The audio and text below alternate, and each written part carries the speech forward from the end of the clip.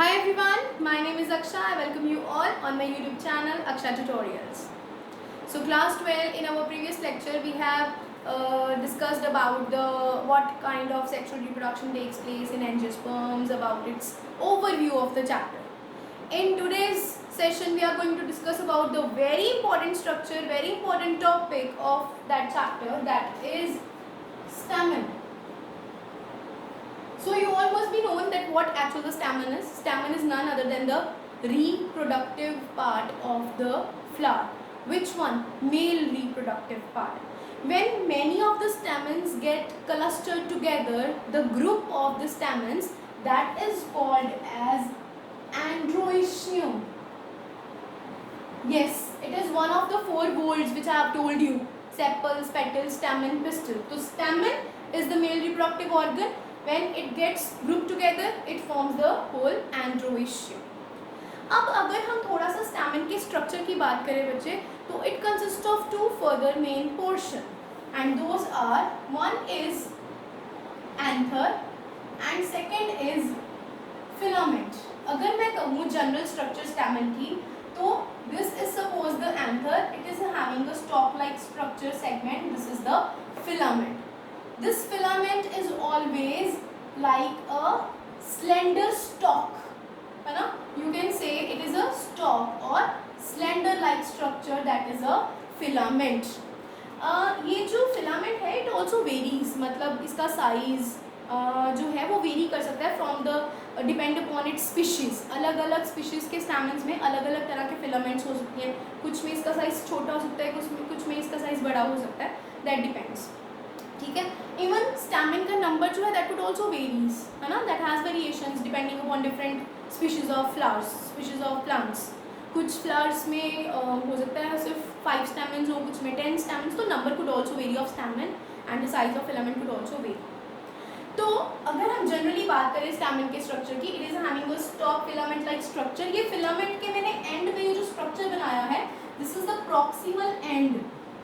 This is the proximal end of this stamen, and this block like structure, this is known as the anther.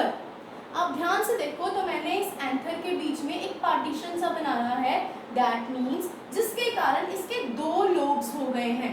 This anther in most of the cases, I am again using the word most of the cases the anther is always bilobed. Bilobed होता है, इसके दो lobes होते हैं. एक anther में, बच्चे ये चीज ध्यान से समझना, एक एंथर में दो लोब्स होते हैं, ठीक है, और एक लोब में दो थीकास होते हैं. थीकास आर जस्ट द पार्टीशंस. दो थीकास होते हैं. अभी मैं डायग्रामेटिकली भी इसको एक्सप्लेन करूंगी, अभी इसको समझने की कोशिश करना. Each anther consist of 2 lobes and each lobe consist of 2 थीकास. मतलब अगर हम ओवरऑल बात करें, जिनमें 2 थीकस ये जो होते हैं, आपके एनसीईआरटी में there is a term that is dithecous. तो 2 थीकस की प्रेजेंस को डायथीकस स्ट्रक्चर भी बोलते हैं. बच्चे एक एंथर के 2 लोब्स हैं, 2 लोब्स के अंदर 4 थीकस हैं. क्यों? क्योंकि मैंने अभी कहा कि एक लोब में 2 थीका हैं, तो 2 लोब्स में कितने हो गए? Obviously 4 थीकस, 2 into 2. इतना क्लियर है? थीकस क्या होते हैं? जैसे सपोज मान लो, चलो वो मैं अभी आपको बताती हूँ क्या होता है. अच्छा, अभी हम कह रहे हैं कि ये एंथर हो गया which is bilobed in nature. ये इसकी स्टॉक फिलामेंट हो गई. ये हो गया इसका proximal end. This proximal end is attached to the base of the flower. मतलब it could attach to the thalamus और it could also be attach to the petals of the flower. जैसे हमने किया था कि मान लो this is the landed portion, stigma, style and the ovary, है ना. यहाँ पे इसके साथ कनेक्टेड है सपोज ये filament and it is the anther, है ना. तो ये जहाँ पर जिस पोर्शंस के साथ अटैच्ड होता है, this base is regarded as the thalamus. तो ये थैलेमस के साथ भी अटैच हो सकता है, और कई जगह में यहाँ से पेटल्स वगैरह अराइज होती है, तो ये पेटल्स के साथ भी इसकी अटैचमेंट होती है. तो proximal end of stamen could be attached with the thalamus और द पेटल्स. ठीक है, ये तो हम ओवरव्यू की बात करें कि मॉर्फोलॉजिकल स्ट्रक्चर की बात करें. अब थोड़ा सा ना हम आगे बढ़ते हैं and going on to the discussion of this anther. अगर हम एंथर के स्ट्रक्चर की बच्चे बात करें, now suppose let's talk about the transverse section of anther.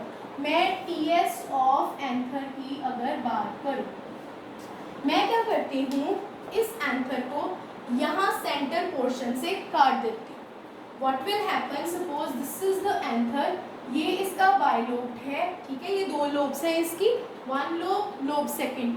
मैं इसको यहाँ से डिवाइड कर देती हूँ, यहाँ से इसको टीएस सेक्शन काटती हूँ। अब ये जो है ना, यहाँ से मैंने फिलामेंट सपोज पकड़ी हुई है, ये वाला पोर्शन ऊपर हो गया, ठीक है, इसको अलग कर दिया मैंने। इस पोर्शन को मैं इस तरीके से एग्जामिन करती हूँ, ऊपर से देखती हूँ, तो वो ऊपर से मुझे किस तरीके का नजर आएगा, लाइक दिस, इस तरीके से I could examine it structure. ये क्या है, ये इस तरीके से ऊपर वाले पोर्शन से I am examining the TS of the anther. ध्यान से समझो बेटा, ये हो गया, ये पार्टीशंस है ना, तो ये मानो एक अलग पार्टीशन है, ये अलग पार्टीशन है, ये अलग है और ये अलग है, ये एक साथ है, ये ऊपर वाला एक साथ है, ठीक है जी, ये एक लोब है, ये एक लोब है। मैंने ऊपर वाला हिस्सा जो है उसको अलग कर दिया, ठीक है, उसको अलग कर दिया। मैं इस पोर्शन के अपर पार्ट को एग्जामिन कर रही हूँ, क्योंकि मैंने कहा this centre is the partition of the two lobes. मतलब अगर मैं ये प्लेन ऑफ डिवीजन इसमें लगाऊं तो इसका मतलब ये एंथर की एक लोब है, ये एंथर की दूसरी लोब है। मैं अपनी तरफ से पूरी कोशिश कर रही हूँ आपको समझ आए, आई होप आपको समझ आ रही है। सेंटर पार्टीशन किया, ये एक लोब आ गई, ये दूसरी लोब आ गई। अब हमने कहा हर एक लोब में दो थीकास हैं, तो this is the 1 2, 1 theca, second theca. तो ओवरऑल एंथर के स्ट्रक्चर में 4 थीकास और 2 लोब्स हैं, lobe 1, lobe 2, theca 1 2 3 and 4। I hope आपको समझ आई। तो अगर मैं इसको हटा दूं प्लेन ऑफ डिवीजन को, इस मिड, इस एंथर के सेंटर में there is the presence of a tissue which is called as connective tissue। वैसे अगर आप ध्यान से देखो, अगर आप इस तरीके से स्टॉक को पकड़े हो, नीचे से आपने फिलामेंट सपोज पकड़ी हुई है, तो आप उसको एग्जामिन कर सकते हो। यहाँ पे आपकी फिलामेंट अटैच्ड होगी, जो सेंटर पोर्शन है, तो वहाँ से वो जो टिश्यू है that is the connective tissue. ठीक है जी, चले आगे। अब हम इस थीकास की तरफ चलते हैं कि इसमें है क्या। तो इस एंथर के स्ट्रक्चर में ये जो थीकास हैं, they are having some structures which are almost circular and these structures are microsporangia. Yes, these are microsporangia.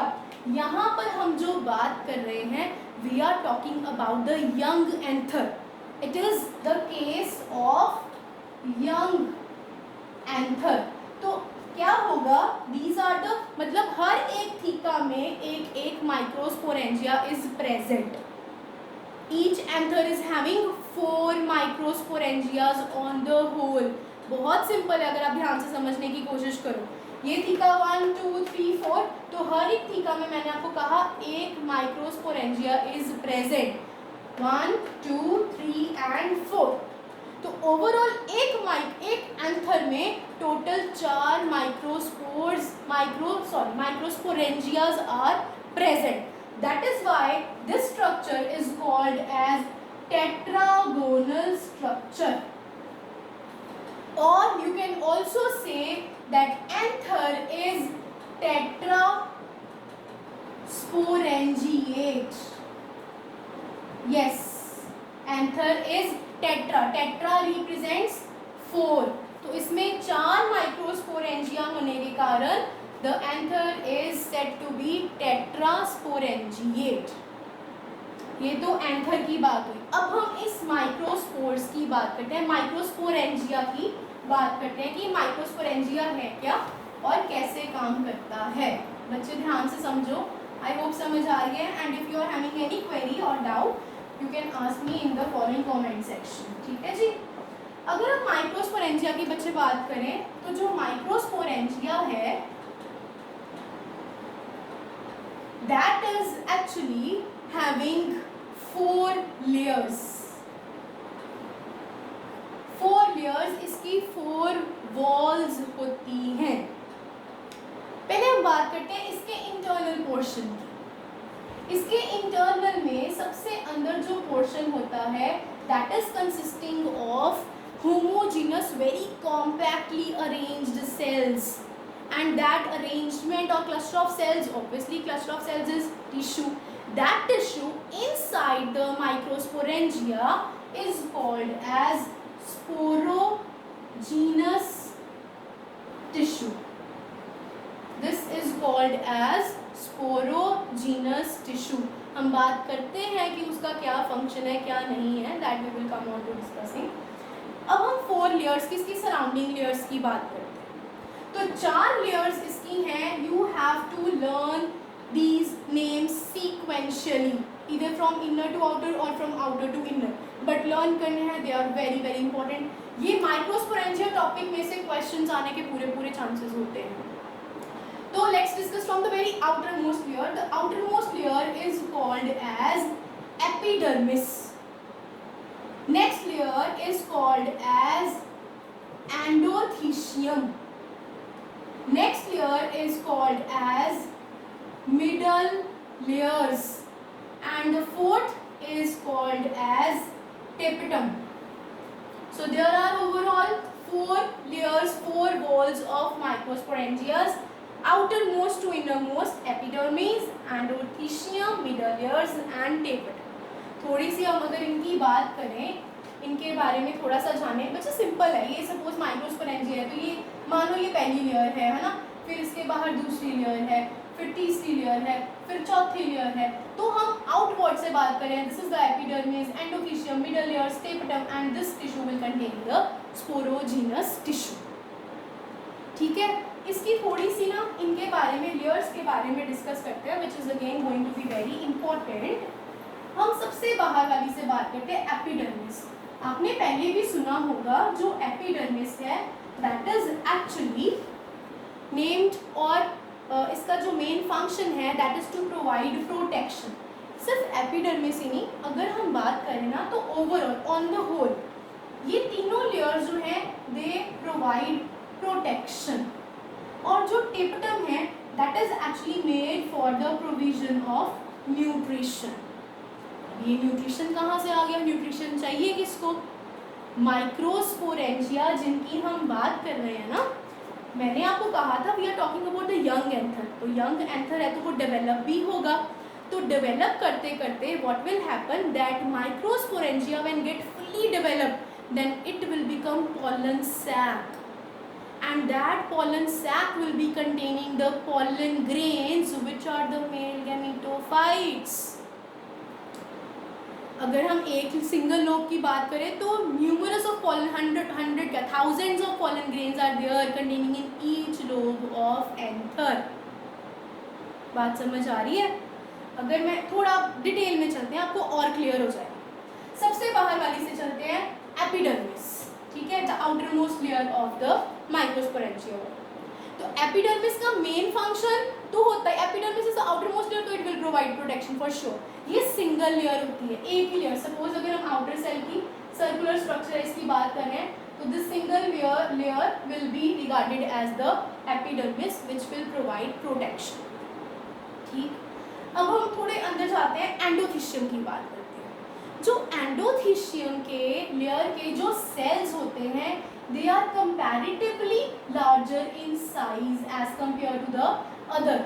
जैसे एपिडर्मिस है उसका साइज छोटा होता है as compare to the endothecium, and this is not only the single layer, ये 2 और 3 layers हो सकती हैं एंडोथीशियम।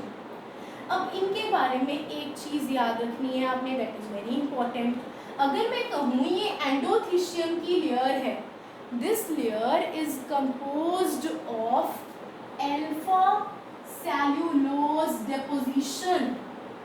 अल्फा सेल्यूलोज मटेरियल्स की बनी होती हैं, but only in this longitudinal walls, ये वॉल्स में होते हैं इनके अल्फा सेल्यूलोज डिपोजिशंस। ये इधर मतलब इनके जो रेडियली वॉल्स हैं इनमें सेल्यूलोज प्रेजेंट नहीं होता, दिस इज वेरी इंपॉर्टेंट. क्यों इंपॉर्टेंट है मैं अभी आने वाले टॉपिक में आपको बताती हूँ, बट अभी आपने यहाँ पे ये याद रखना है. एंडोथीशियम लेयर जो होती हैं उनमें अल्फा सेलुलोज डिपोजिशन प्रेजेंट होते हैं. कहाँ पे? लॉन्गिट्यूडिनल वॉल्स पे प्रेजेंट होते हैं, रेडियल वॉल्स में प्रेजेंट नहीं होता cellulose. Next layer are the middle layers.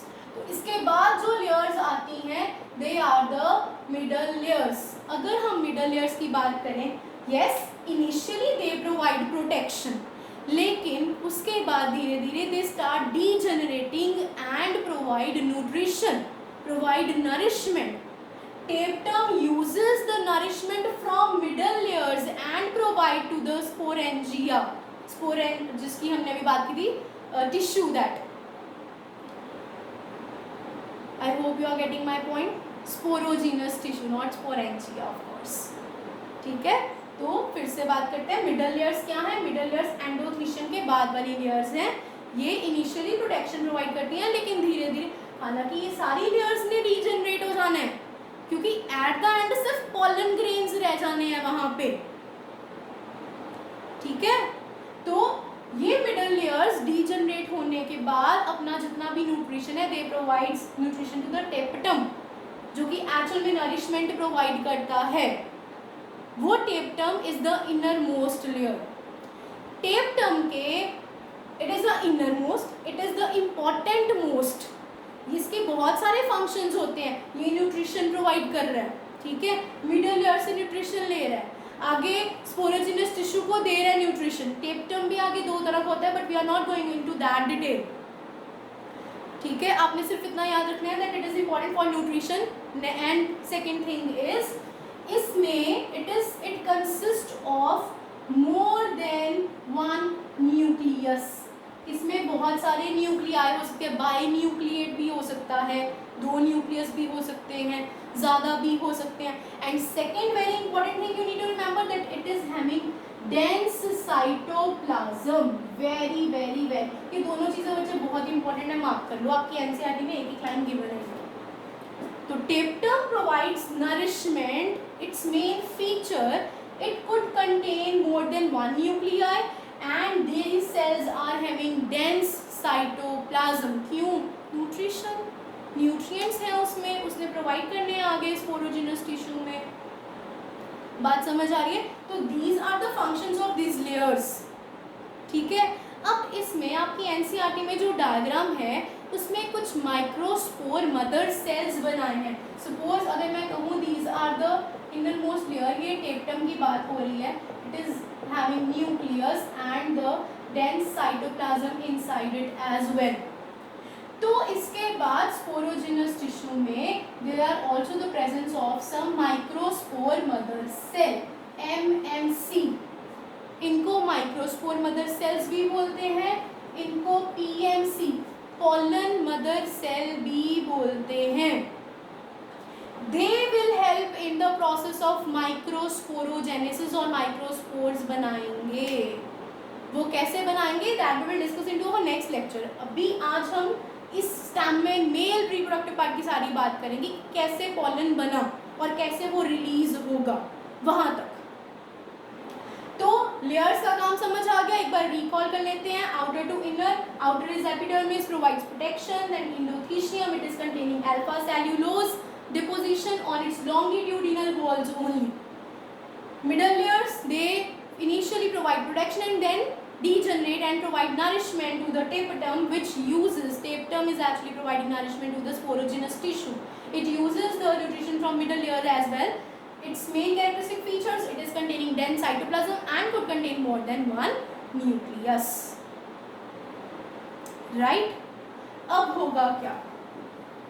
अब मैंने आपको बताया है कि सबसे पहले इनिशियली व्हाट हैपेंस. यहाँ पर फिर से स्ट्रक्चर पे चलते हैं बच्चे, आपको डायग्राम से शायद ज़्यादा अच्छे से क्लियर हो जाएगा. Let's going on to the structure.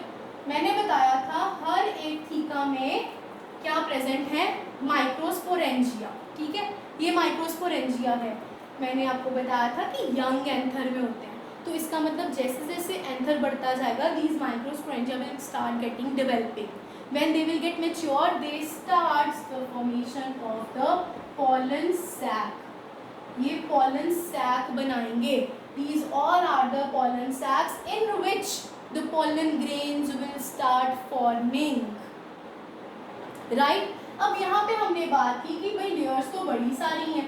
ये सपोज दूसरी लेयर है इसकी, ये तीसरी लेयर है. ऐसी डायग्राम भी आपकी बुक में दी हुई है, ऐसी मतलब इससे अच्छी. ठीक है, तो ये आपकी मान लो लेयर्स आ गई हैं. ये स्पोरोजेनस टिश्यू है, ये टेप्टम है, मिडल लेयर्स हैं, एंडोथीशियम है, एपिडर्मिस है. तो अब होता क्या है, अब मैंने यहाँ पे आपको चीज़ बताई थी एंडोथीशियम के बारे में. एंडोथीशियम के लॉन्गिट्यूडिनल अगर मैं बात करूँ, मान लो this is the cells of the endothecium, तो उसके लॉन्गिट्यूडिनल वॉल्स में प्रेजेंट है cellulose deposition which provide strength. तो रेडियल वॉल्स में सेल्यूलोज ना प्रेजेंस होने के कारण इट विल डीजनरेट और डीग्रेड. ये डीग्रेड हो जाएगी. Afterwards what will happen, these layers will start getting compressed, वो compact होनी शुरू हो जाएंगी. और जैसे ये साइड से compact शुरू हो जाएंगी होनी, तो यहाँ से longitudinal groove से इनकी बन जाएगी line of dehiscence. Now this is what line of dehiscence. This is through which all the pollen grains forming here will start degenerating and releasing out. तो वो माइक्रोस्पोरेंजिया जब डेवलप होके पॉलन सैक बनेगा, उसमें बहुत सारे पॉलन ग्रेन्स बन जाएंगे. धीरे धीरे ये जो लेयर्स हैं यहाँ से कंस्ट्रिक्ट होती होती they starts the forming of this line of dehiscence through which all the pollen grains will released out when they get matured. ठीक है, तो एक बारी सारा लेक्चर आज का रिकॉल कर लेते हैं. ठीक है, तो stamen, male reproductive part, it consists of two parts, anther and the filament. Anther is bilobed in nature. Filament is the stalk slender-like structure having a proximal end which is attached to the thalamus or could be attached to the carpet. The anther is bilobed. That means one anther is containing two lobes and each lobe is containing two thecas, diathecous anther. So overall anther is having two lobes and four thecas, and every theca is containing one microsporangia. That's why one anther could also be said as tetrasporangiate, because overall it is having four microsporangias. In the young anther, microsporangias are present. When they will start developing and they will get grown, they will become the pollen sac in which the multiples of the pollen grains will be present. This microsporangia is having four wall layers surrounded. It is nearly the circular in structure and having four wall layers, outermost to innermost. First one is the epidermis, which provides protection. Second one is the endothecium, which is composed of alpha cellulose deposition on its longitudinal walls. Then next one is the middle layer, which provides nourishment to the tapetum, which is the innermost layer and having a dense cytoplasm and more than one nucleus. It will provide nourishment to the innermost tissue, which is having homogeneous compact cells arranged in it, that is the sporogenous tissue, which will help in the formation of microspore mother cells, MMC, which are also called as PMC, pollen mother cells. And afterwards there will be start the formation of the process of microsporogenesis. So when the pollen sacs will be having full matured pollen grains, they will start the release of pollen grains outside through the line of dehiscence through the longitudinal groove formed due to the shrinkage of the endothelium walls. So all the walls will start degenerating and pollen grains will get released out. So this is about our today's chapter. So on to our next chapter we will start discussing about the microsporogenesis in detail. So अगर आपको सारा अच्छे से समझ आया है, if you like my video then do share it with your friends. अगर आपको कुछ doubt या query भी है then you can share it with me in the following comment section. So keep watching, stay tuned, keep smiling. Thank you.